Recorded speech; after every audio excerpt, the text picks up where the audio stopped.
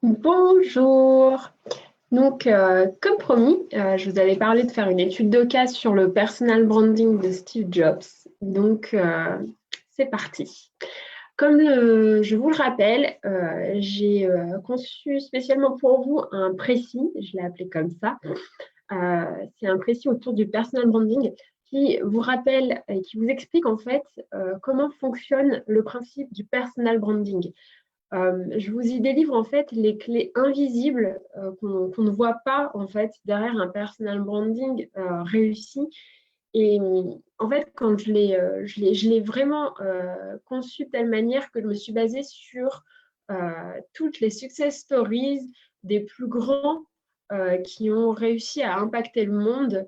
Et j'ai vraiment trouvé des points communs en fait entre toutes ces personnes. Ça va de Mère Teresa à Oprah Winfrey, Steve Jobs, etc.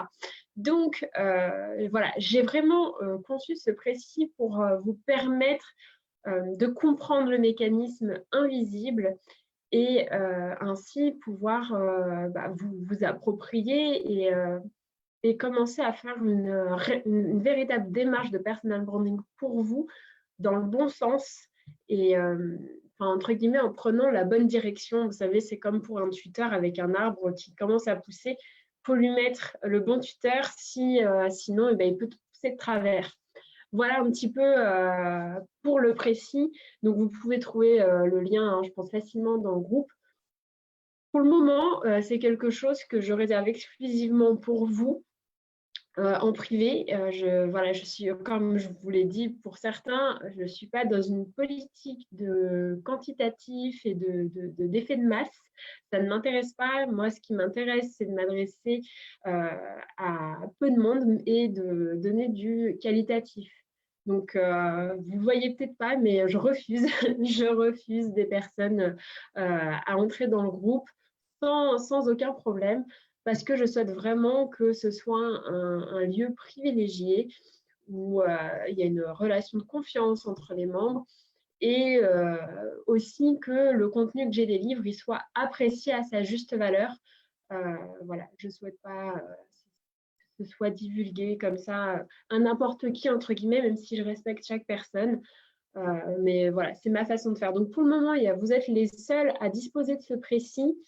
Et également, là pour bientôt, les personnes qui auront accès à ma carte de visite, mais encore une fois, c'est moi qui décide à qui la donner ou pas. Donc, ça reste vraiment quelque chose d'extrêmement, comment dire, privilégié et restreint. Voilà. Voilà pour le précis. Maintenant, on va commencer à parler donc de Steve Jobs. Bon, Steve Jobs qu'on va pas vraiment présenter, hein, un grand homme dans le monde du business. C'est un personal branding intéressant pour vous, je pense, parce que c'est réellement un personal branding orienté très, très business.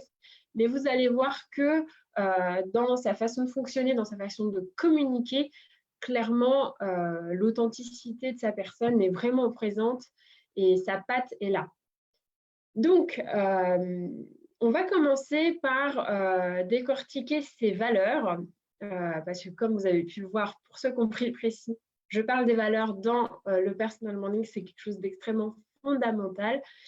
Ces valeurs, c'est d'ailleurs peut-être que pour jouer, entre guillemets, vous pourriez vous demander quelles sont les valeurs de Steve Jobs. Quand vous pensez à Steve Jobs, vous pensez à quoi? Je vous laisse un petit peu quelques secondes réfléchir comme ça spontanément. Ok. Du coup, vous aurez pu même les noter sur un papier pour ceux qui regardent le replay. Euh, donc, les valeurs, il y en a trois fondamentales. Il y en a bien sûr plein d'autres, mais les trois fondamentales qui ressortent le plus, c'est la simplicité. Et c'est clairement quelque chose qui ressort dans ses produits. Euh, la simplicité de l'iPhone est extraordinaire. C'est quelque chose, enfin vraiment, quand il a créé l'iPhone et qu'il l'a mis sur le marché, c'était clairement disruptif par rapport à ce qui se faisait à l'époque sur le marché. Il a créé une interface extrêmement simple d'utilisation. Et donc, pour lui, la simplicité, c'est quelque chose d'extrêmement important. Donc, La simplicité. La deuxième valeur, c'est l'excellence. Clairement, Steve Jobs, c'est pas quelqu'un qui fait les choses à moitié. Quand il les fait, il veut que ce soit le meilleur. Il veut que ce soit top. Il veut que ce soit ultra. Il veut que ce soit quali. C'est quelque chose qui est très, très, très présent en lui, qui est très important pour lui. Donc, il l'a transposé dans sa manière d'entreprendre et on le voit également à travers la qualité de ses produits. Euh, un iPhone, s'il a pu le vendre plus cher que les autres, entre autres, c'est parce qu'il était excellent dans sa fonctionnalité. Et les autres alentours, bien sûr. Mais il y a vraiment une idée de qualitative, de haut de gamme, qui est très, très forte chez Steve Jobs. Et donc, encore une fois, vous voyez qu'il a en lui, il a réussi à le transposer dans sa façon d'entreprendre et dans les produits mêmes qu'il concevait. Et la troisième grande valeur qui vraiment fait partie de l'ADN de Steve Jobs, c'est son côté visionnaire. C'est quelqu'un qui clairement, enfin, voyez grand, ça fait lien avec l'excellence, mais c'est quelque chose quand même de différent dans l'idée de, il fait pas les choses à moitié, mais clairement, il voyait sur du très long terme. Quand il cherche à créer son iMac, le Mac même tout simplement, l'iPhone, etc. Enfin, il veut clairement impacter le monde. Il veut transformer le monde, en fait. Il veut transformer le monde. Donc, il a une vision sur les futures générations très forte qui le porte. Et donc, ça, c'est un véritable talent, mais il a su le combiner, en fait, avec son style de vie, avec sa façon d'entreprendre et de communiquer, puisqu'il a partagé cette vision clairement à toutes les personnes qui voulaient bien l'écouter, et que ce soit aux médias, sa façon de communiquer, et dans tous les livres qui ont pu être écrits sur lui. Donc, pour rappel, les trois valeurs, c'est simplicité, excellence et visionnaire. Pourquoi je vous dis ça? C'est parce que c'est vraiment quelque chose que vous devez vous interroger sur vos propres valeurs. Ça va vraiment vous permettre, quand vous allez connaître vos vraies valeurs, de les incarner réellement et pas de choisir juste la valeur qui fait bien ou que voilà, vous pensez même avoir.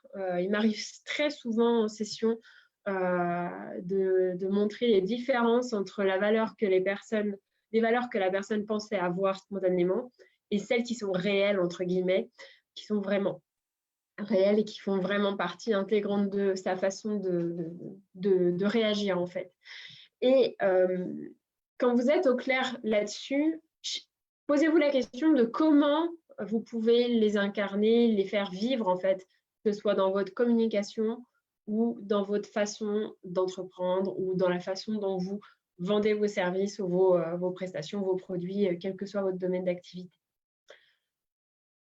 Ensuite, il y a quelque chose de très particulier chez Steve Jobs, c'est sa capacité de fédérer.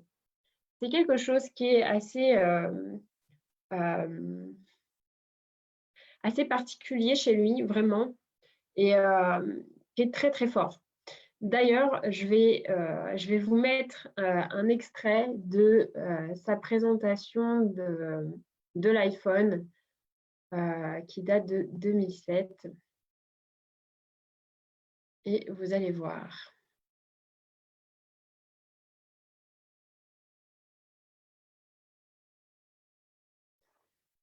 Le son, voilà.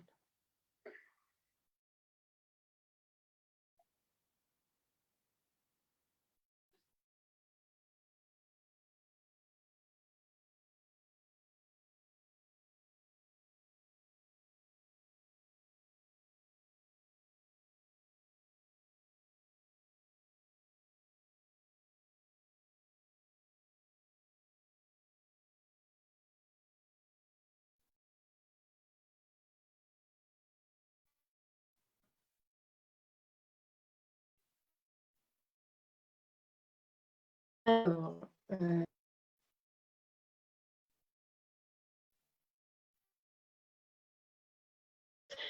Donc, comme vous avez pu voir, ça c'est l'intro. C'est l'introduction de Steve Jobs en 2007 pour présenter l'iPhone. Comme vous pouvez le voir, il crée carrément une atmosphère. Il n'est pas là à arriver, hey, salut, je suis Steve Jobs, CEO de Apple, etc., etc. Non, non, non, non, il a une certaine prestance, une certaine classe. Il y a déjà en fait du mystère dans sa façon d'aborder son thème. Et comme vous avez pu le voir, il dit une phrase, il s'arrête, il marque un temps de silence, ensuite il reprend et de la même manière, il recommence un temps de silence. Et il y a presque une attitude grave dans sa façon de communiquer. Et ça fait lien justement avec son côté visionnaire. C'est-à-dire qu'il n'est pas là, il n'est pas là pour vendre, il est là pour transformer le monde. Et c'est ça la différence. Et c'est vrai quelque part, il y a quelque part une forme de gravité en fait, qui est justifiée, je veux dire par là. Parce qu'on n'est pas là juste pour jouer à Monopoly. Et donc, quand il est comme ça, il pense en fait à tout ce que ça va générer comme impact dans la vie des gens concrètement. Parce qu'il sait très bien qu'au début, en 2007, seules les personnes les plus aisées vont pouvoir accéder à cette nouvelle technologie. Ça, c'est très clair dans son esprit. Mais il sait également comme ça a été démontré sur tous les autres marchés, de tous les autres produits, quelles que soient les gammes, il va y avoir certainement des concurrents qui vont vouloir limiter, etc. Que le prix de l'iPhone va finir par baisser avec le temps et qu'il faudra qu'ils développent des iPhones de plus en plus performants, etc., etc. Ça, c'est très clair dans son esprit. Donc, en fait, il sait qu'à l'heure d'aujourd'hui, quand il présente son iPhone, seule une poignée de personnes pourront l'utiliser, mais il sait pertinemment que d'ici 10 ans plus tard, tout le monde aura un iPhone ou un équivalent, que ce soit d'une marque ou pas. Et donc, il sait qu'en fait, il y a quelque chose qui se joue à ce moment-là. Il sait qu'il y aura un avant et un après iPhone. Et c'est vrai, c'est vrai. Quand on voit maintenant que ce soit le smartphone ou l'iPhone, clairement, on ne vit plus de la même façon. Le GPS intégré au téléphone, le fait de téléphoner pour réserver alors qu'on est paumé. Enfin, enfin, notre façon de vivre est complètement transformée de l'intérieur. Donc, il y a une cohérence en fait entre le fait qu'il y ait une forme de gravité quand il parle pour mettre en introduction le produit qu'il va présenter. Et comme vous voyez, il ne s'agit pas juste d'un produit en fait. Il s'agit réellement de, encore une fois, de quelque chose qui va au-delà de ses fonctionnalités. On est sur quelque chose qui va réellement transformer la vie des gens. Et pourtant, il s'agit bien d'un produit. Ça reste un produit, l'iPhone. Mais il va plus loin, il va jusqu'au bout, en fait, de la raison d'être du produit. Et c'est ça, en fait, qui fait la différence entre un vendeur d'objets ou même de prestations de services ou de temps et quelqu'un qui sait clairement pourquoi il vend ses produits ou ses services, dans quel but et quelle cause ça sert. OK. Donc, en fait, l'autre idée aussi, c'est que vous avez besoin de trouver votre propre canal de communication. Là, je vous parle de Steve Jobs qui a un ton grave, qui a enfin, clairement du charisme, qui fait monter le suspense, etc. OK, c'est parfait en fait, c'est 100% parfait pour Steve Jobs parce que ça lui correspond pleinement. Mais peut-être que pour toi, c'est peut-être pas ta façon de communiquer. Peut-être que toi, tu es plus dans le fun, tu es peut-être plus dans l'humour, peut-être que tu es plus dans la féminité, la séduction. En fait, qu'importe. L'important, c'est que tu sois au clair sur ta façon d'être qui te ressemble le plus. D'où l'importance également de choisir le canal de communication qui te correspond. Si par exemple tu es à l'aise à l'écrit, bah fonce et va dans l'écrit et va jusqu'au bout, j'ai envie de dire, écris des livres, un blog, etc. Enfin, Voilà, vraiment, donne-toi à cœur joie si c'est comme ça que tu es beaucoup plus impactante auprès de ton audience ou enfin, dans ta façon d'être, tu es plus à l'aise, je veux dire aussi. Si par contre, tu es plus à l'aise sur scène, bah, fais des conférences. Mais si clairement, faire des conférences, tu sais que c'est vrai que c'est puissant, c'est vraiment, vraiment porteur, mais que clairement, ça ne te correspond pas, tout simplement, bah, n'y va pas. Ne te fais pas violence, sauf si tu as un côté challengeant et que tu aimes relever des défis et que c'est vraiment quelque chose qui fait sens pour toi, qui est important. Encore une fois, c'est toi en fait qui décide quelle est clé en toi. Mais il faut que tu sois cohérent avec qui tu es et ce que tu veux donner en fait. L'idée, c'est d'être. Le personal branding, c'est vraiment une manière d'être qui te correspond tellement, enfin, qui est tellement toi en fait, qui te permet d'activer les leviers de la loi de Pareto. Vous savez, la fameuse loi 80-20, c'est-à-dire minimum d'efforts pour un maximum de résultats. C'est ça le personal branding. C'est en étant soi-même, avec intelligence, comment j'impacte le plus. OK? Donc ça, c'était une petite parenthèse. Ensuite, par rapport à Steve Jobs, tout de suite, Steve Jobs, dans sa façon de présenter son iPhone, il met la barre très haute. Très, très haute. On le sent, hein, puisque suspense, gravité, silence, cadre feutré avec du noir. On n'est pas là pour jouer, on n'est pas là pour rire. Excusez-moi. Et clairement, quand on fait une telle ambiance, une telle prestation, faut vraiment que derrière ça assure. Parce que si tu fais tout ça juste pour, allez, on va rigoler un petit peu, pour vendre ça, ça va être un peu moyen. Donc, tout ça pour dire qu'il faut que tu sois donc cohérent avec les effets d'annonce que tu fais, quels qu'elles soient, et ce que tu vends réellement derrière. Il faut que tu sois clairement à la hauteur de la promesse que tu mets en avant. Et c'est clair que d'où aussi pour moi l'importance de ne pas, entre guillemets, faire rentrer n'importe qui dans le groupe. C'est vraiment extrêmement puissant, le personal branding. Très, très, très puissant. Et pour vraiment que ça marche le mieux possible et que ça serve en fait le plus possible, il faut clairement qu'il y ait une réelle prestation de qualité qui soit délivrée derrière.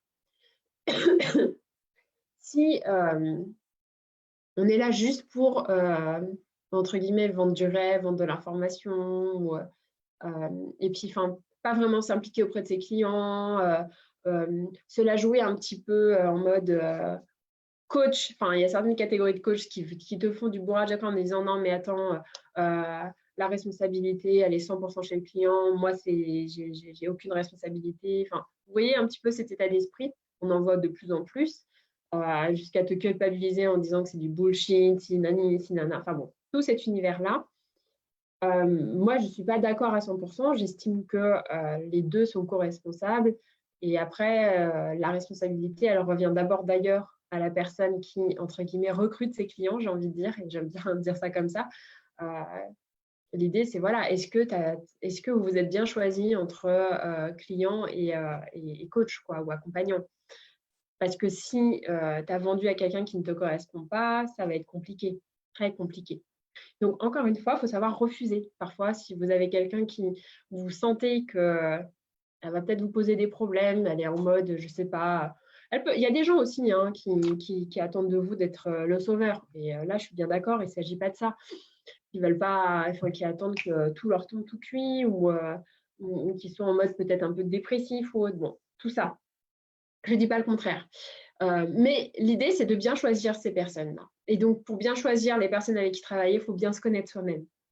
Bon, là, j'ai fait une grosse digression. Du coup, pourquoi je vous disais ça? Oui, c'était l'idée de fournir une prestation de qualité. Voilà. C'est aussi votre image hein, qui va être allouée à ce que vous véhiculez. Si vous vendez des prestations haut de gamme, bah forcément, ça va rejaillir également sur la façon dont vous allez être perçu.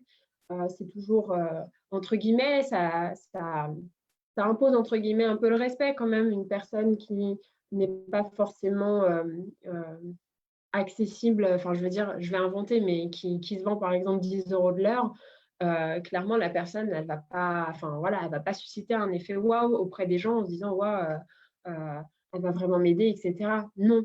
Le prix, c'est aussi un élément très important dans la façon de packager vos offres, etc., dans le monde du branding. Mais il faut, encore une fois, être sûr de la qualité de votre service, qu'il y ait voilà, qu'il y ait de réelles transformations à la clé, que ce ne soit pas juste du pipeau, quoi. Voilà pour la qualité. Ensuite, un autre élément donc, du personal branding de Steve Jobs que vous pouvez vous appliquer, c'est l'idée d'être soi-même. Comment Steve Jobs est lui-même? À quoi on le voit?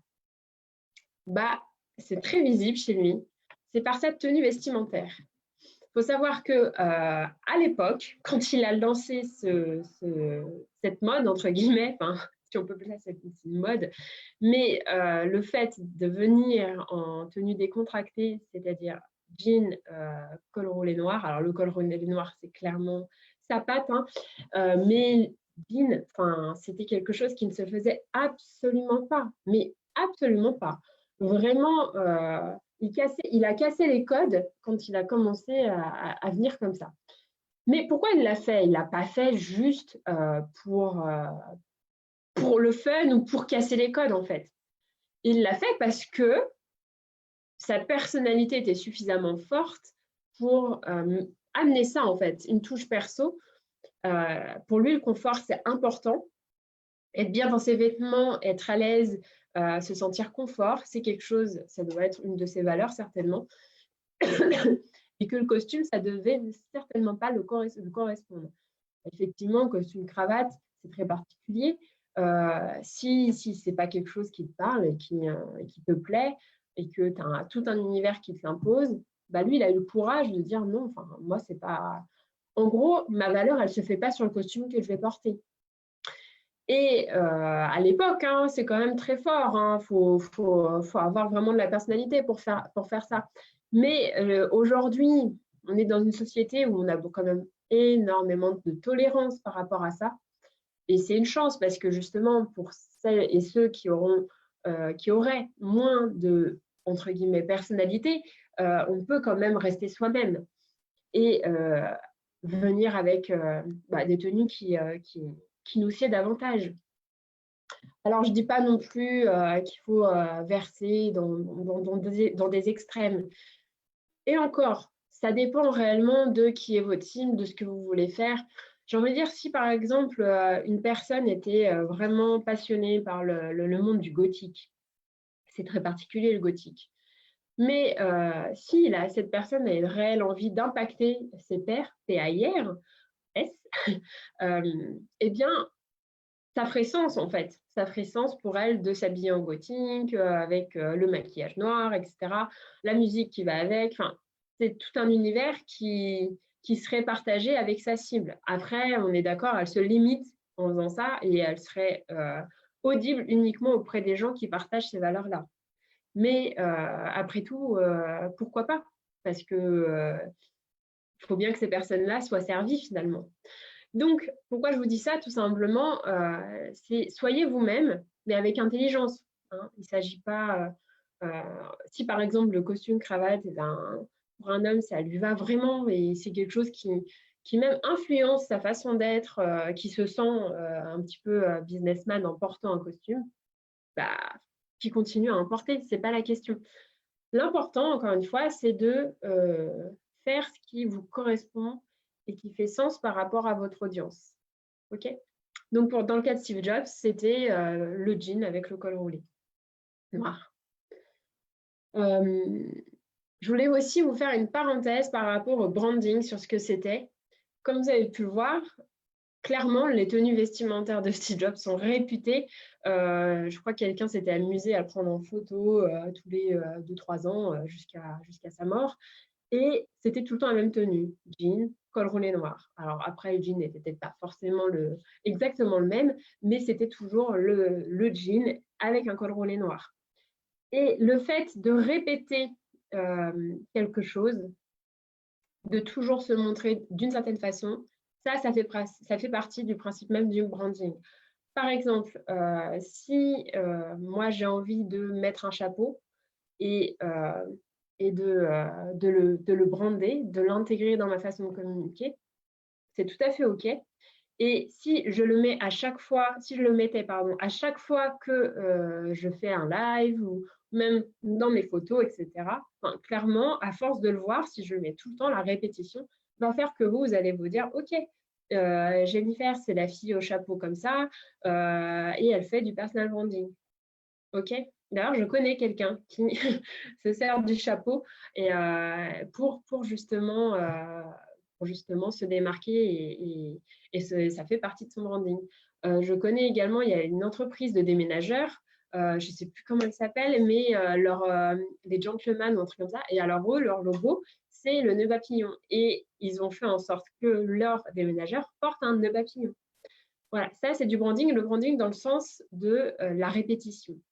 Si vous voulez marquer les esprits, bah, vous choisissez quelque chose, mais encore une fois, il faut que ça fasse sens. Vous voyez, le nœud papillon, ça fait sens parce que il y a l'idée de gentleman et c'est clair. Enfin, il y a toute une notion de valeur derrière en fait. Vous imaginez des déménageurs qui viennent bien habillés avec un nœud papillon.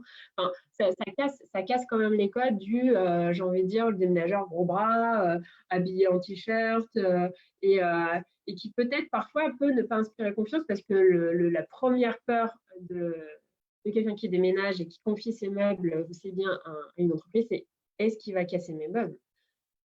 C'est ça en fait. Est-ce qu'il va abîmer, dégrader mes biens? Or, l'idée de venir avec quelqu'un, enfin de venir ouais, en étant très bien habillé, mettre gentleman, etc., inconsciemment, ouf, on se dit, la personne, elle va prendre soin. C'est dans les valeurs de l'entreprise. Et ce qui ne veut pas dire que forcément, il n'y aura jamais de casse, parce que bon, ça peut toujours arriver. Mais clairement, il faut qu'effectivement, derrière, les mecs ils soient briefés et qu'il y ait une réelle, que ce soit des valeurs partagées avec les salariés également.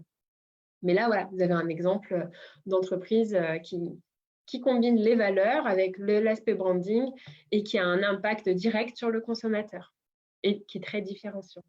Voilà. Ensuite,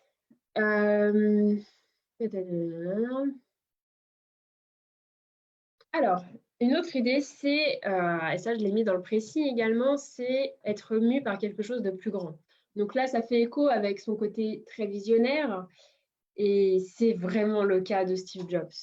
Et pour ça, je vous ai trouvé une poignée de citations donc, de Steve Jobs qui représente clairement cette idée d'être mu par quelque chose de plus grand. Donc, je vais vous les lire et vous pourrez après me dire ce que vous en pensez.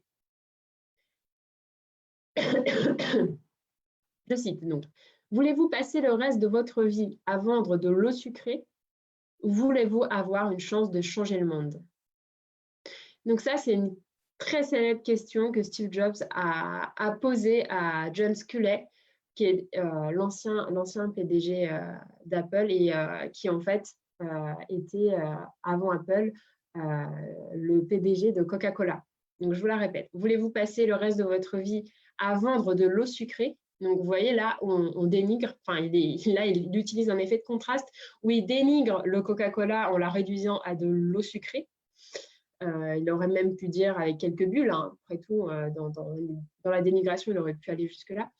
Où voulez-vous avoir une chance de changer le monde? Enfin, en gros, être PDG d'Apple, c'est pas moins que changer le monde. Mais c'était quelque chose qui était vraiment en fait ancré dans son ADN, qui était ancré dans son esprit. Il y croyait vraiment quand il disait ça. C'était pas, comment dire, un effet de communication ou juste pour. C'était même pas de la provocation en fait. C'est quelque chose, je crois, qui réellement était tellement ancré en lui. Il y croyait tellement que, oui, pour lui, ça coule de source. Quand tu bosses chez Apple, tu changes le monde. OK? Ensuite, il avait dit je valais plus de 1 million de dollars à 23 ans et plus de 10 millions à 24 ans et plus de 100 millions à 25 ans. Donc, il est passé de 1 million à 23 ans, 10 millions à 24 ans, 100 millions à 25 ans. Et ce n'était pas si important parce que je ne l'ai jamais fait pour mon argent. Il le dit, il est très clair, il n'a jamais fait ça pour l'argent. Et je crois qu'en fait, l'une des clés du personal branding aussi réside là-dedans. Il ne s'agit pas de... Enfin, vous voyez, on est très loin de l'idée de marketer son image, de faire quelque chose qui passe bien, etc. Non, non, on est dans quelque chose de beaucoup plus profond, enfin voilà, qui repose sur l'être en fait. Et il y a un mélange de plein de choses très, très fortes. Et là, comme vous voyez, quand il dit ce n'est pas pour l'argent, enfin, j'ai envie de dire, il est tellement crédible.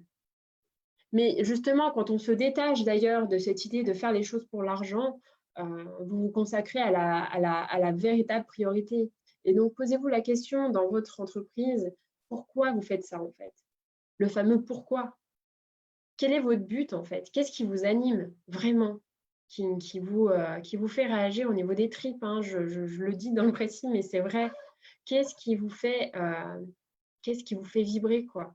C'est quoi le truc qui fait que le matin, tu te lèves et que tu veux enflammer le monde, quoi? À travers, et ton entreprise, en fait, c'est un moyen de le réaliser.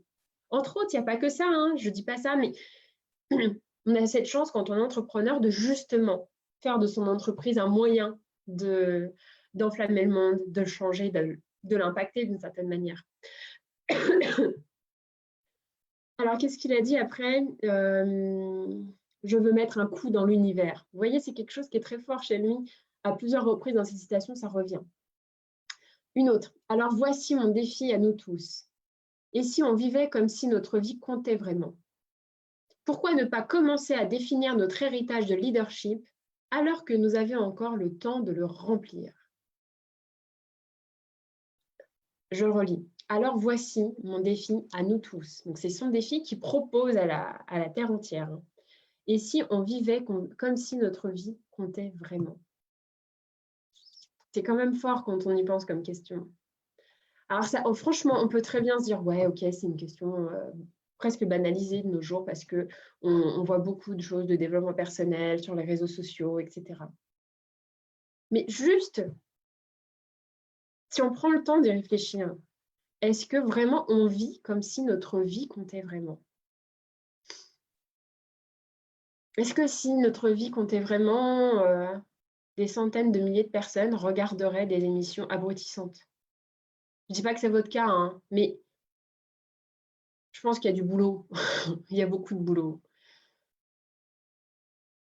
Comment vous vivriez si votre vie comptait vraiment, dans l'absolu? Et ça, justement, c'est ce qu'on trouve quand on fait le process, le travail du personal branding. On touche à ça. Ensuite, une autre citation.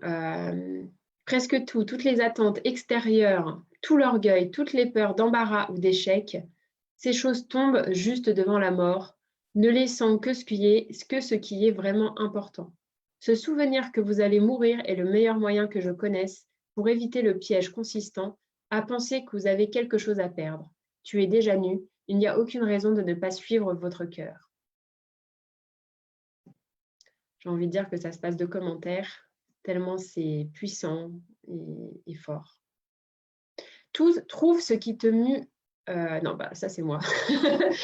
J'étais en train de lire ma petite note, mais ouais, l'idée c'est trouve-toi ce qui te mue de l'intérieur, ce qui vient de tes tripes. Et là, tu seras dans le vrai, vraiment. Et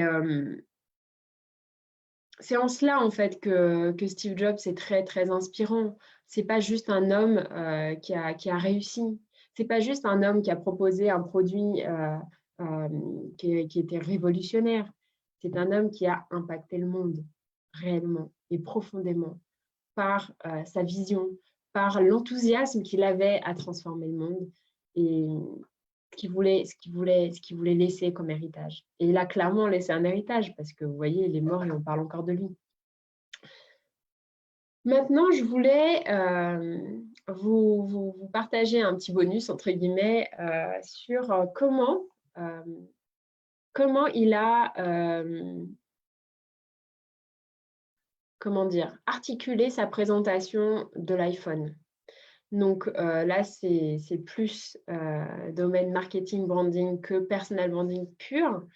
Mais je pense que c'est quelque chose qui peut vous intéresser parce qu'en tant qu'entrepreneur, on s'intéresse forcément aux stratégies marketing et branding en tant que tel. Donc,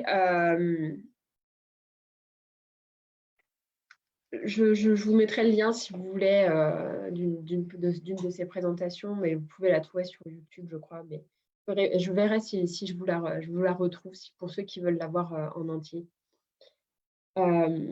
Quand Steve Jobs se présente pour cette fameuse présentation de l'iPhone, donc si je me souviens bien, c'était en 2007, hein, il n'est pas là en train de dire « Salut, je suis Steve Jobs, PDG d'Apple, j'ai un super produit, je vais vous présenter un nouveau téléphone révolutionnaire,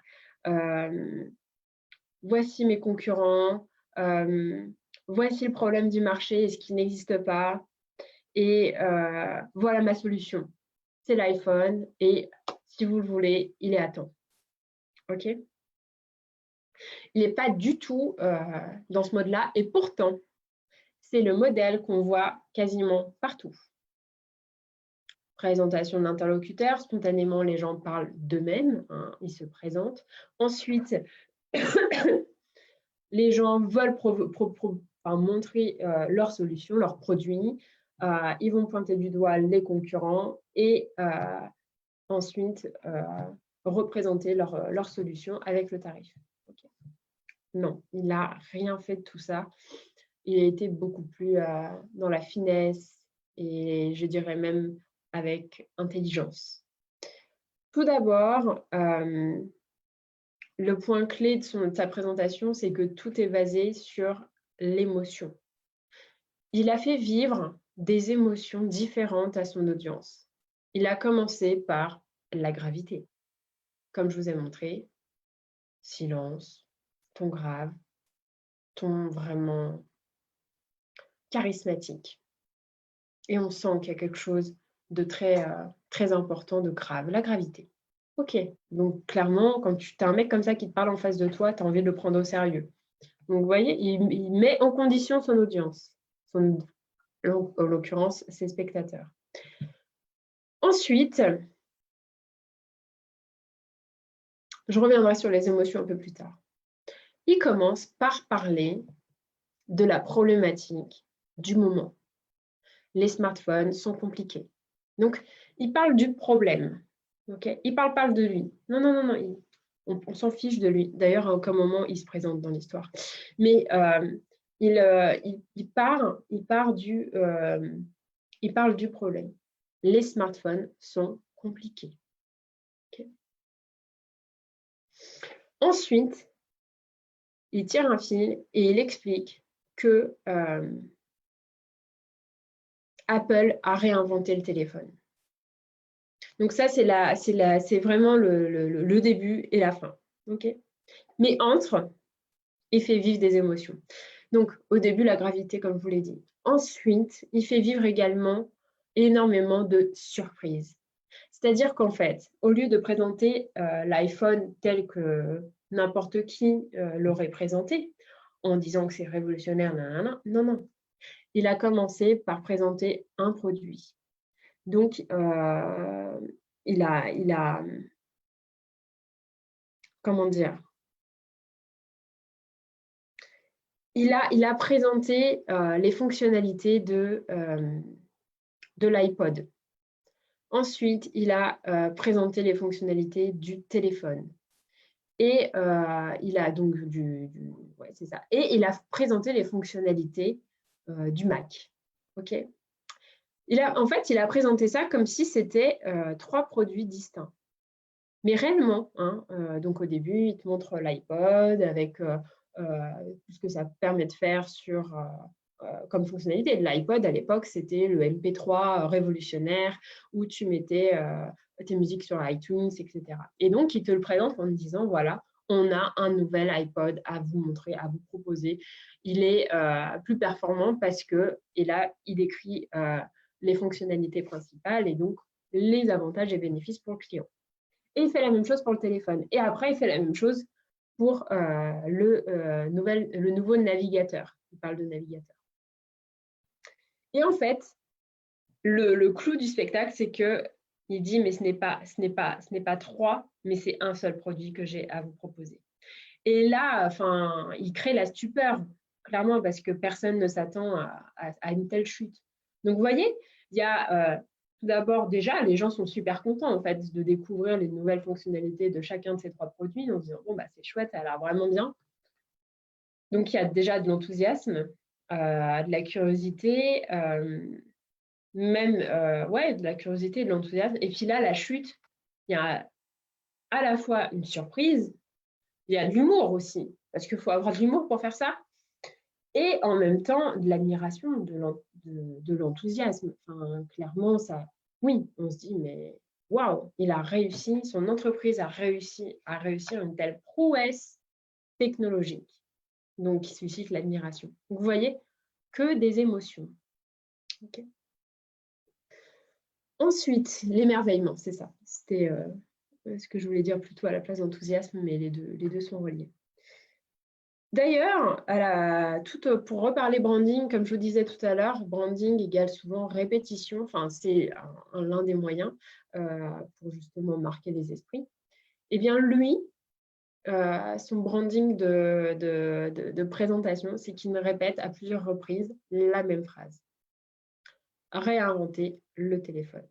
Réinventer le téléphone. Réinventer le téléphone. Je vais vous le montrer en image, vous allez voir par vous-même. Voilà, hop.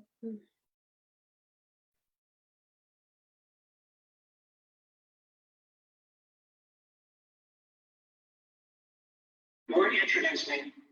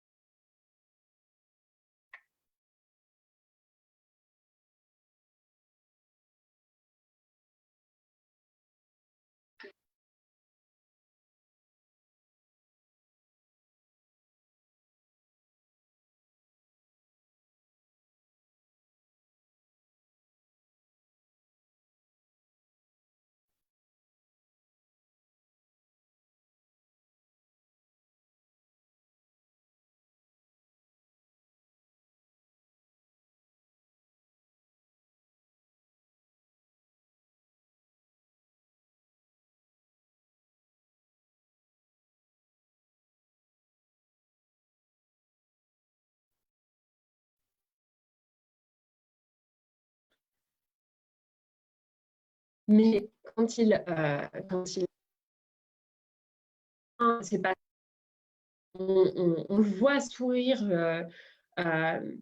Justement, il y a une forme d'humour et en même temps, je dirais presque jubilé en fait, jubilé de faire à la fois cette surprise, de faire à la fois cet effet d'annonce et à la fois il sait qu'en fait à ce moment-là, il y aura un avant et un après, clairement.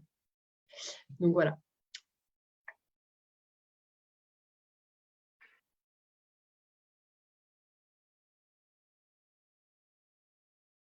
Donc vous voyez, il a fini par dire Apple va réinventer le futur.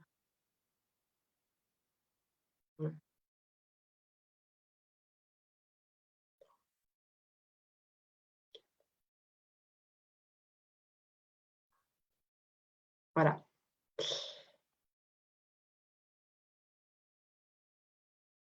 Donc,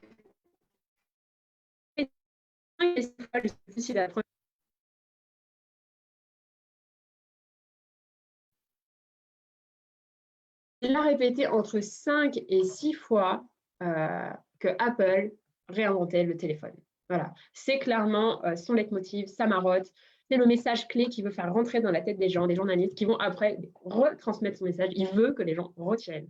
On dit que normalement, il faudrait peut-être 3 fois un même message pour que les gens l'intègrent. Lui, il n'y va pas, voilà, c'est pas 3 fois, c'est 5, voire 6 fois.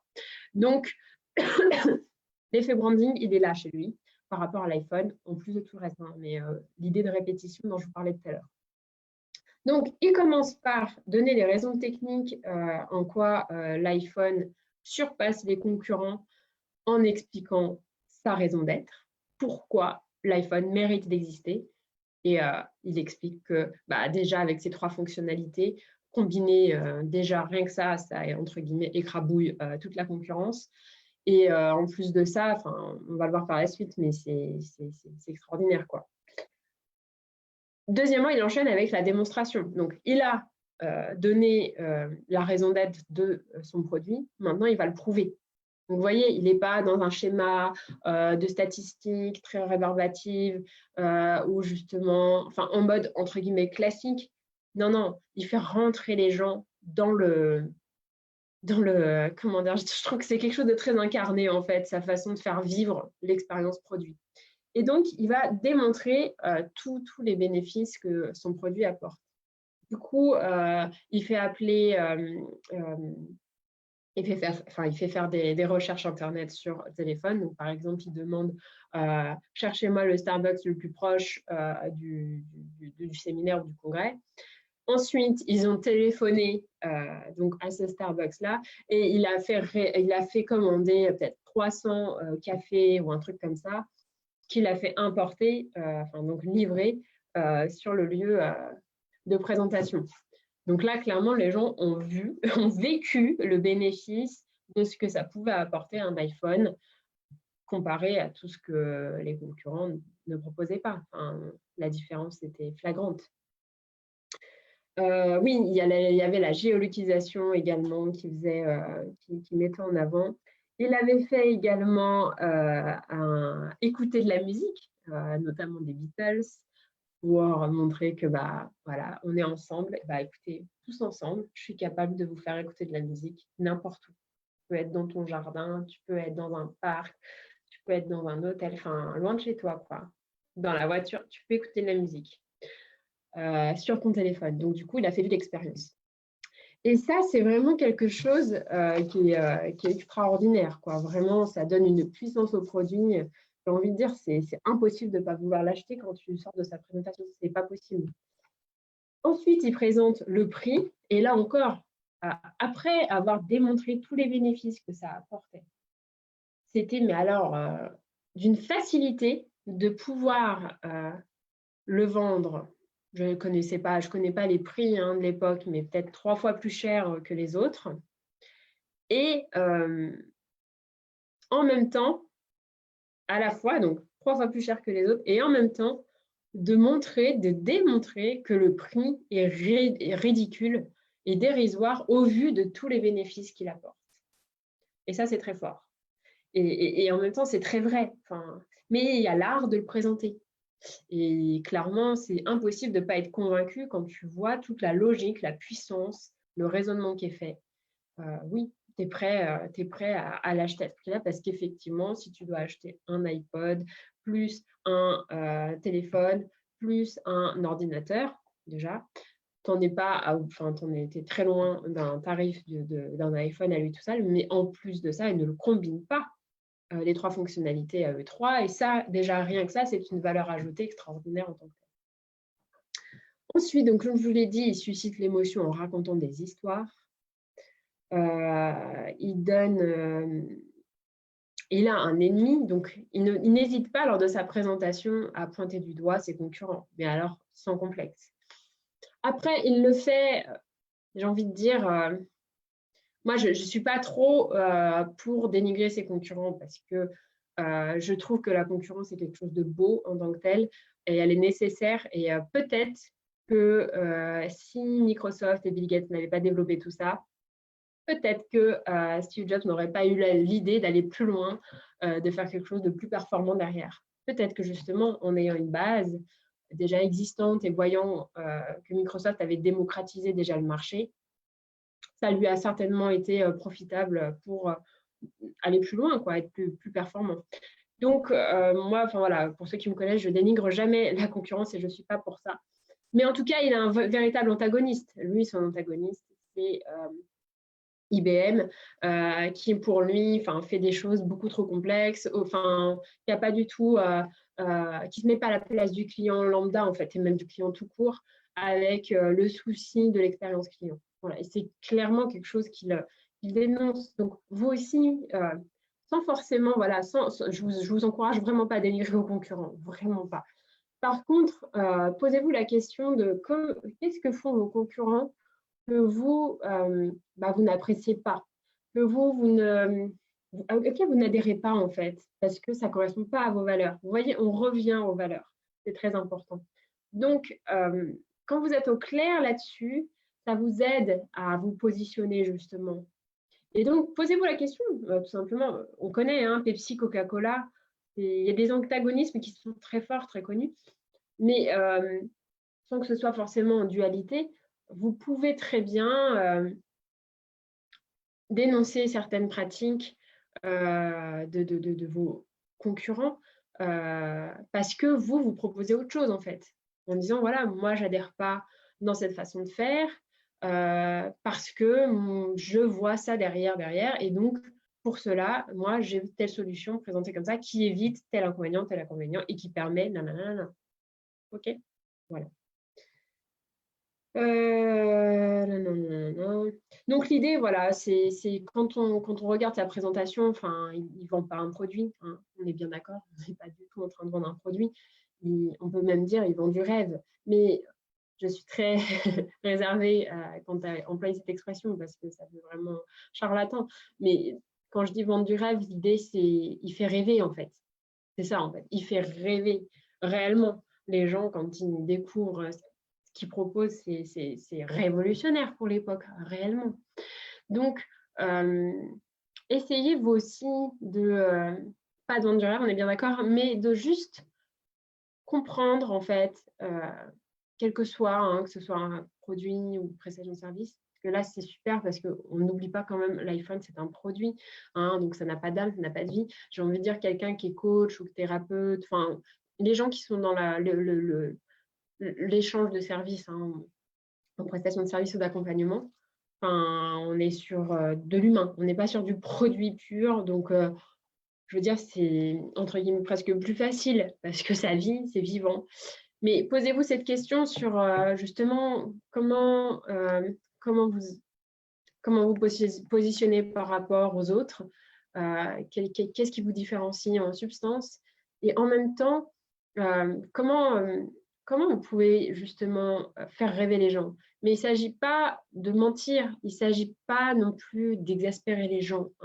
J'ai peut-être du mal à l'exprimer, mais ressentez en tout cas. Suivez ce que votre intuition vous dit pour être dans le vrai. Je répète, suivez ce que votre intuition vous dit pour être dans le vrai. Parce que plus vous êtes proche de votre authenticité, plus votre message passera auprès des personnes qui vont vous correspondre. Et il s'agit, encore une fois, de toujours dire la vérité. Il ne s'agit pas de traverser ou de mentir ou d'extrapoler non plus. C'est pas ça. Mais voilà, quand vous parlez, j'ai envie de dire modestement avec le cœur, il y a quelque chose qui se passe en fait, presque dans l'invisible finalement, où ça va résonner en fait auprès d'autres personnes. Et c'est justement celles qui vont résonner, qui vont réagir à votre message, elles vont venir à vous. Ok. Donc voilà, posez-vous la question sur comment je fais comprendre que ma transformation, votre capacité de transformation va réellement transformer la vie des gens. Steve Jobs l'a fait avec l'iPhone, avec brio réellement. Et pour autant, ça reste, voilà, comme je vous dis, un produit pur qui transforme le quotidien des gens. Mais vous aussi, en tant qu'accompagnant, vous avez une capacité de transformer la vie des gens. Et pour ceux qui sont dans l'industrie, c'est aussi possible. Apple, on est d'accord, c'est industriel. Donc, posez-vous cette question de en quoi votre produit transforme la vie de vos clients. OK.